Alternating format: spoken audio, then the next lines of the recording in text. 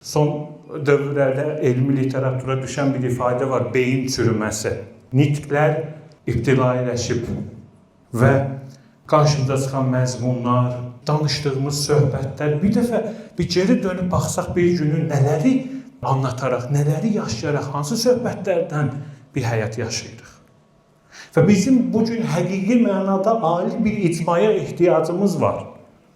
Bizim sırf inkişaf üçün, həm sosial, həm karyera, həm də şəxsi inkişafımız üçün bir araya gəlib bu prosesə dur deməyə ehtiyacımız var. Bizim həqiqətən ölümün yaxamızda yapışdığı vaxt yaxşı ki deməyə ehtiyacımız var. Və bu həyatı bu şəkildə yaşaya bilməyimiz üçün bizə iki qrupa ayrılırıq. Ya mühərrik özümüzdən olmalıyıq, ətrafımızda keyfiyyətli bir mühit formalaşdırmalıyıq. Ya da ki, hər hansısa bir keyfiyyətli mühitdə özümüzə yer tapmalıyıq. Bir ağac düşünün. Sizin üçün ən xatirəsi əziz olan bir ağac. O ağac vaxtında bir toxum idi. Və indi təsəvvür edin ki, o toxumlar bizdərik.